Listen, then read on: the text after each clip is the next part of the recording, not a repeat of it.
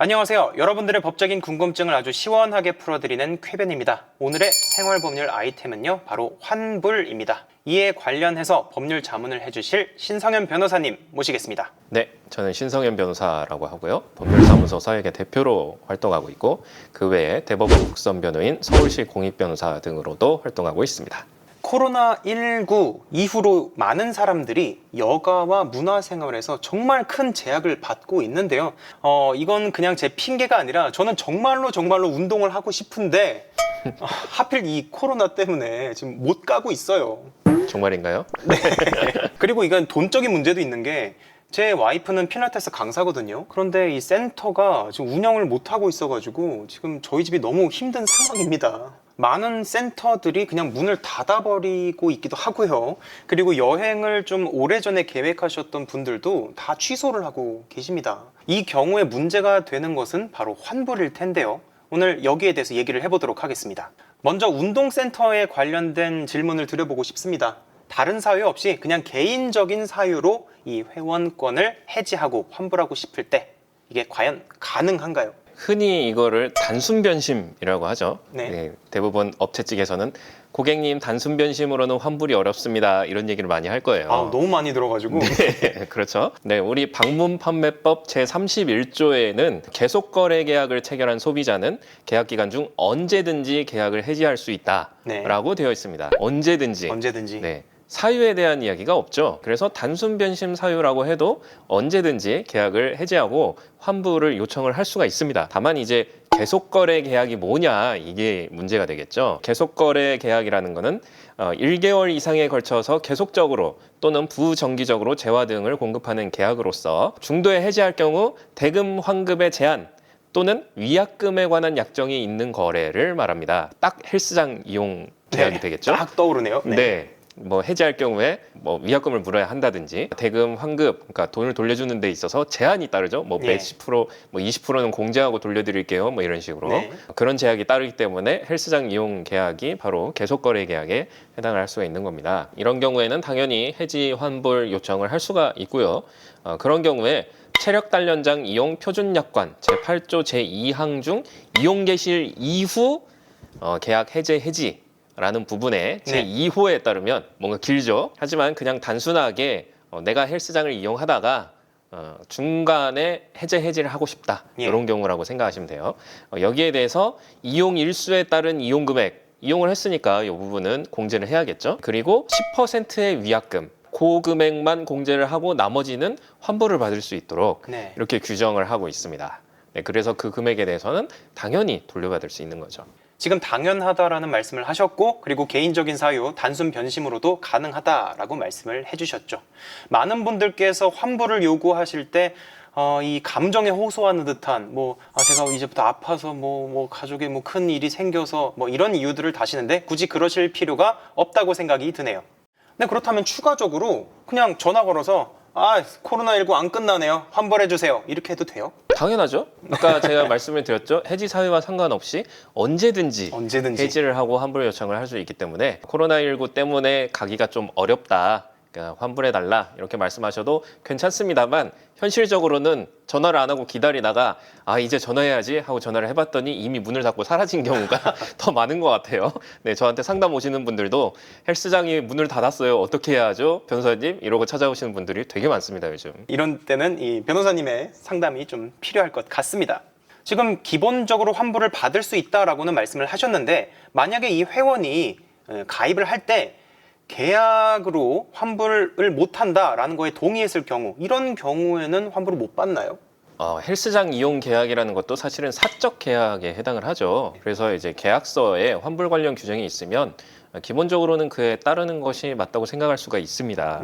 하지만 이러한 헬스장 이용 계약 등을 살펴보면 대부분 헬스장 쪽에 유리하게 작성이 돼 있죠. 네, 소비자에게, 이용자에게 불리하게 작성이 된 경우가 많습니다. 이런 경우에는 약관규제법 제8조 고객에게 부당하게 과중한 지연손해금 등의 손해배상 의무를 부담시키는 약관조항은 무효로 한다. 라는 규정에 따라서 해당 조항이 무효가 되기 때문에요. 계약서 작성하셨더라도 그 조항에 동의하셨더라도 무효를 주장해서 원래 원칙대로 해지 요청, 환불 요청을 하실 수가 있겠습니다. 저도 헬스장에 몇 번 이제 등록을 해봤는데 그럴 때마다 여러 가지 추가적인 비용이 많이 들더라고요. 뭐냐면 가입하셨으니까 가입비 내세요, 뭐 입회비 내세요, 또는 이 신발을 보관하셔야 되니까 저희가 이 보관하는 비용 그것도 내시고 뭐 등등등등 여러 가지 추가로 붙는 것이 많은데 이런 것에 대한 이 올바른 산정 기준이 있나요? 법이라는 게 모든 것을 규율할 수가 없고 또 사업하시는 분들은 법을 요리조리 잘 빠져나가는 비상한 머리를 가지고 계시기 때문에 항상 네. 이런 문제들이 발생을 하죠. 네. 그래서 소비자 분쟁 해결 기준이라는 것이 마련이 되어 있습니다. 여기를 살펴보면 개시일 이후, 이용 시작한 이후에 소비자의 규책 사유로 인한 계약 해제 시 단순 변심이라도 어쨌든 업체 측이 아니라 소비자 측의 네. 사유로 이제 해지를 그렇죠. 하는 거잖아요. 이 경우에 취소일까지의 이용 일수에 해당하는 금액과 총 이용 금액의 10%를 공제한 후 환급하도록 되어 있습니다. 네. 이 부분은 뭐 아까 설명드린 부분과 동일하죠. 예. 그런데 이때 총 이용 금액이라는 것에 대해서 이용자가 사업자에게 계약 시 정하고 지급한 예. 실거래 금액을 예. 말하며 계약금, 입회금, 가입비, 부대시설 이용료 등의 금액을 모두 포함한다라고 예. 되어 있어요. 다만 보증금은 포함되지 않는다. 그러니까 보증금이라고 해서 지급한 거는 여기에 해당이 안 되지만 나머지는 어떤 이름으로 규정이 되어 있든 총 이용 금액에 포함이 되는 거예요. 그런 명목으로 공제를 할 수가 없는 거죠, 업체 아하. 측에서. 예. 무조건 돌려받을 수 있는 겁니다. 보증금만 아니라면. 지금 말씀하신 부분 중에 가장 중요한 부분이 실거래 금액 같은데요. 그 사람이 실제로 10만 원을 냈다면 그것만 생각하면 되지 원래 100만 원이었는데 원래 1000만 원이었는데 이런 거는 중요하지 않다라고 그렇죠. 생각하시면 될 것 같습니다. 그리고 이 입회비, 가입비, 신발 보관비, 세탁비 뭐 이런 것들 다 등등등등 여러 가지가 있는데 이런 추가 비용들을 하나하나 다 따져가서 뭐 이렇게 나눠서 생각할 필요 없이 실거래 총 금액을 생각하면 된다라는 말씀이시죠? 그렇죠. 보증금만 빼면 뭐든지 다 실거래 금액으로 생각을 하시면 됩니다. 그러면은 보증금이 정말 많으면요? 그럼 뭐 계약 당시에 보증금이 많으면 계약을 안 하셨어야죠. 네. 그것까지는 어쩔 수 없다라는 네네네. 거네요. 왜냐하면 이제 조금 전에 말씀드린 대로 뭐 입회비, 가입비 이런 것들이 문제가 나오는 게 뭐냐면 예. 처음에는 그런 것들을 요구하지 않다가 계약서에도 그런 명목이 없다가 환불을 하려고 하면 꼭 그런 명목을 들고 나오거든요. 예. 업체 측에서. 근데 보증금 같은 경우는 애초에 계약서상에 아하. 명시가 돼 있는 경우가 많기 때문에 예. 이용을 하실 때 계약을 체결하실 때 이미 보증금이 과하다 하면 계약을 안 하시는 쪽으로 그렇게 하시는 게 좋을 것 같습니다. 자, 운동센터에 대한 얘기는 좀 많이 다뤄봤으니까 이제는 여행 얘기를 하고 싶은데요. 여행을 가기 위해서 비행기표를 예매를 해놓고 기다리고 있던 중에 갑작스런 수술 등의 이유로 이 예매를 취소하고 환불받고 싶을 때는 기준이 존재하나요? 네, 뭐 항공사마다 다들 이 취소 환불과 관련된 규정들을 항공사 약관의 형태로 마련을 하고 있습니다. 네. 그리고 읽어보면은 대부분 합리적으로 잘 규정이 돼 있어요, 요즘은. 그 중에 이제 이런 갑작스런 수술 등의 이유로 네. 취소 환불을 할 때 취소 환불 수수료를 면제해 준다. 라는 규정을 가지고 있는 항공사 약관들이 존재합니다. 아, 그렇군요. 그래서 실제로 말씀하신 그 수술 때문에 취소 환불한 사례가 바로 그러한 사례거든요. 면제 규정이 있는데 그거를 인지를 못하고 취소 환불을 신청을 했어요. 당연히 일반적인 취소 환불이라고 생각을 하고 수수료를 물었던 거죠. 나중에 알고 보니까 면제해 준다는 약관이 있었던 거예요. 네. 수술 같은 경우에는. 네. 이거는 뭐 단순 변심 이런 게 아니니까. 그래서 그 면제 약관 규정을 찾아낸 소비자가 이제 항공사 측에 아니 이거 면제 약관 있는데 왜 수수료 받냐 돌려달라 했는데 항공사에서는 이미 처리를 했기 때문에 돌려줄 수 없다 이렇게 나온 거죠. 네. 그래서 결국 이제 분쟁이 생겼던 네. 그런 케이스가 있는데 국토교통부 고시 중에 항공교통 이용자 보호 기준 제6조에 보면은 네. 항공운송 사업자 등등등은 전자상거래로 항공권을 판매하는 경우, 뭐 인터넷 예매나 모바일 예매가 되겠죠.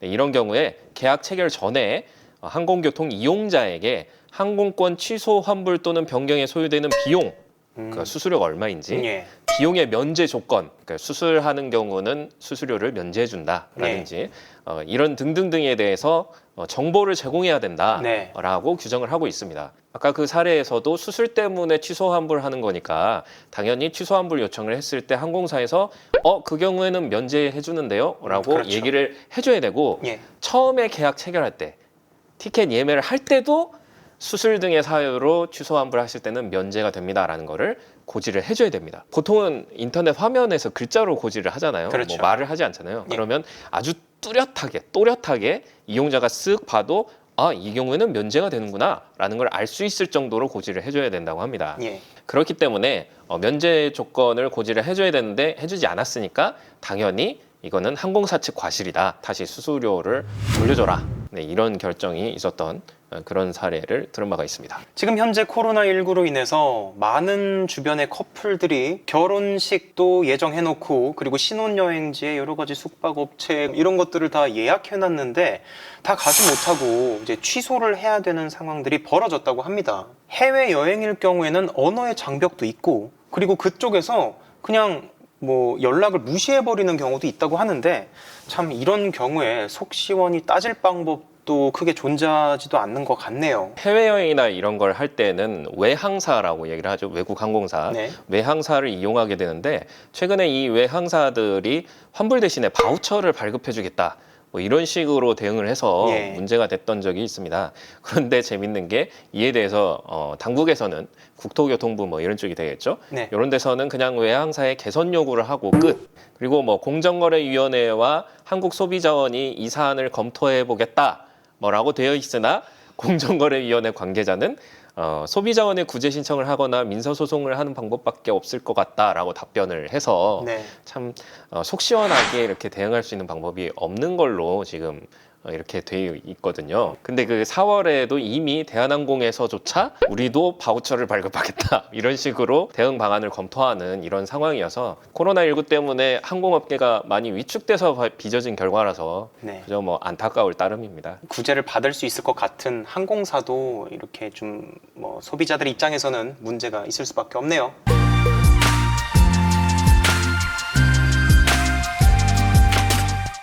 오늘은 이렇게 신성현 변호사님과 함께 이 여가 문화 생활 속 접할 수 있는 환불 문제에 대해서 자세하게 알아봤습니다. 정말 좋으신 말씀 감사드립니다. 감사합니다. 네. 시청자분들께서도 궁금하신 점이 해소됐다면 좋아요와 구독 한 번씩 부탁드립니다. 감사합니다.